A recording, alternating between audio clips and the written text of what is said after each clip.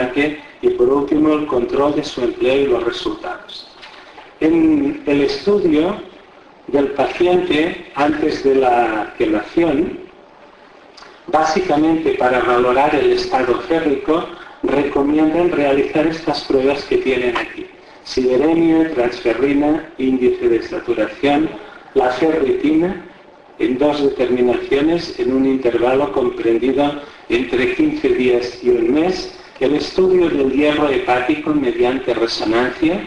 No hablan aquí de que hagan una biopsia hepática en estos pacientes, por otra parte muchos están plaquetoténicos y podría ser peligroso, y también un estudio cardíaco que puede hacerse por resonancia.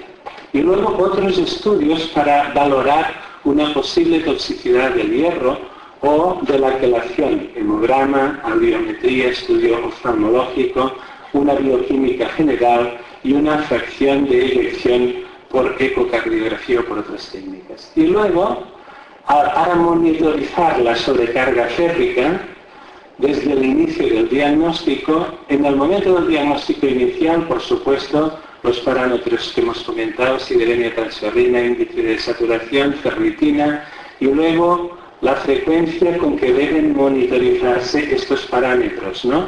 En enfermos que no reciben transfusiones, cada 6 meses, sideremia, transferrina, índice de saturación y ferritina, y en el enfermo que reciben transfusión cada 3 meses.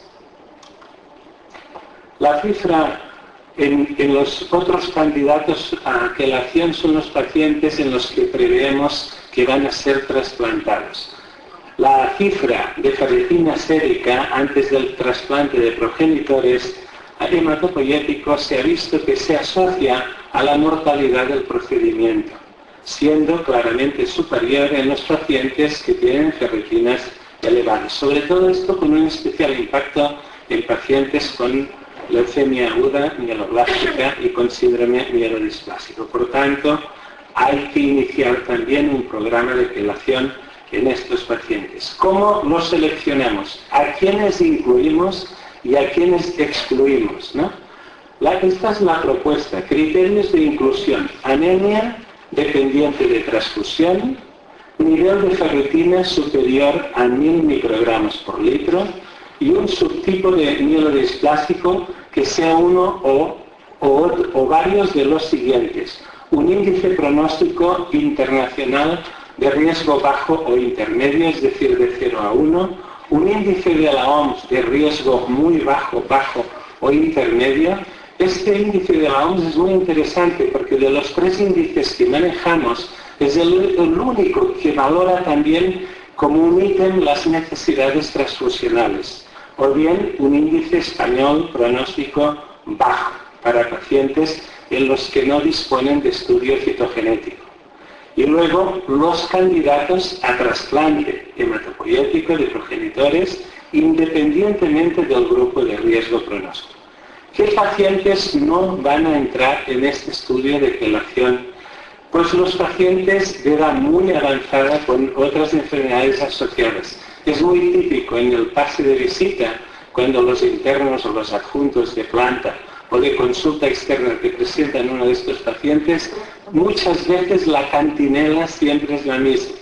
Paciente de 80 años, hipertenso, diabético, que toma antidiabéticos orales, pues que ha tenido o que tiene una arritmia cardíaca por fibrilación auricular y que tuvo su neo de próstata, su neo de colon y tal. Por tanto, no es un campo adecuado para hacer experimentos, ni incluso, aunque uno cree que les podría ir bien, la quelación, por una razón, porque puede ser peor el remedio que la enfermedad.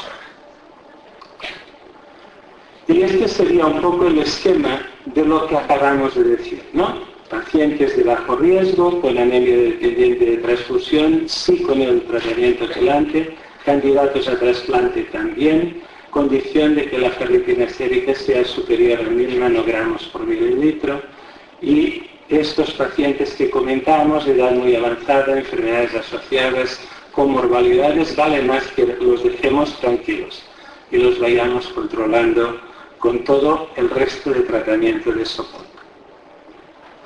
Los fármacos, lo que les decía, El doctor Dreligman nos lo ha explicado a la perfección. Ahí están los tres. No lo vamos a comentar con sus propiedades, con sus efectos secundarios. Las indicaciones, lo mismo, también nos lo ha explicado muy bien, de los tres fármacos. Se recomienda suspender la colación cuando la ferritina sérica es de 500 microgramos por litro. Ahí tienen todos los efectos secundarios que también nos ha comentado, los de la deferoxamina, los de la deferiprona y el deferasirox. Aquí básicamente el problema pues de la adherencia al fármaco, hay muchos abandonos de la medicación y aquí sobre todo la vigilancia de la función renal en el deferasirox. Los ajustes de dosis en base un poco a lo que va pasando. En principio, en la dosis inicial que se recomienda de deferasirox es esta de aquí, de 20 miligramos kilo y día en una sola toma diaria. El ajuste de dosis en función de los efectos adversos también nos lo ha comentado y hay un algoritmo para cada tipo de problema, ¿no? Por ejemplo, si hay una ligera insuficiencia renal, pues o bien reducir la dosis y si la cosa no mejora, interrumpir, y hay que valorar la reintroducción a través del fármaco de forma escalada.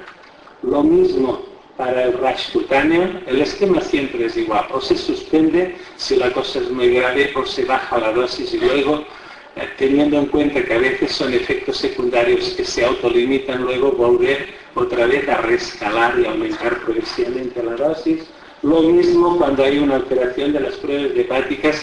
Fíjense de todas formas que el grupo que ha hecho esta guía clínica, a medida cuando uno lee la guía y va avanzando, se da cuenta de que se van olvidando cada vez más de la deferoxamina y al final te aparece solamente pues todo lo que te puedes encontrar con el deferasirox, que se entiende sobre todo por su facilidad de la administración oral, porque es el último que ha llegado y porque seguramente tenemos grandes esperanzas, pero bueno, es así.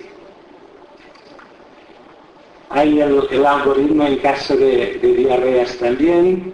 Las recomendaciones ante los síntomas digestivos, lo que hay que hacer.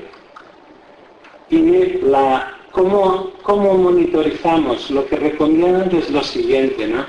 La medida del hierro cada 3 meses y luego hacer anualmente una resonancia hepática y cardíaca.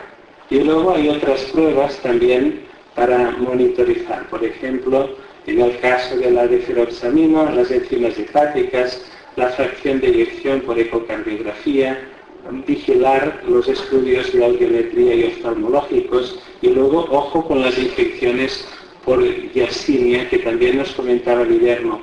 Y con el deferasirox, pues el hemograma mensual, las pruebas de función renal y la audiometría, el estudio oftalmológico y la fracción de eyección, ¿no? Y prácticamente les diría que ya está. Tengo que mencionarles que la presentación por parte de los 5 ponentes se hizo en una videoconferencia de estas para toda España, ¿no? Lo de las videoconferencias es un jaleo, porque nunca sale bien del todo. Y las conexiones y luego no sale la imagen. Y el pobre coordinador, que soy yo, acabas muerto de la tensión que produce cuando las cosas no van muy bien. Pero bueno, yo sí que debo mencionarles pues a Chelo del Cañizo, de la Universidad de Salamanca, Ana Villegas, de Madrid, del servicio del Hospital de San Carlos, Guillermo Sanz, de Valencia, Beatriz Arrizabalaga, de Cruces, y Ángel Remache, del Hospital de Sant Pau, de Barcelona. El último mensaje, ¿no? Y creo que es el más importante, el último, es que ¿para qué servirá esto? ¿Para qué puede servir? ¿Cuáles son los resultados previsibles de este protocolo, de esta guía, ¿no?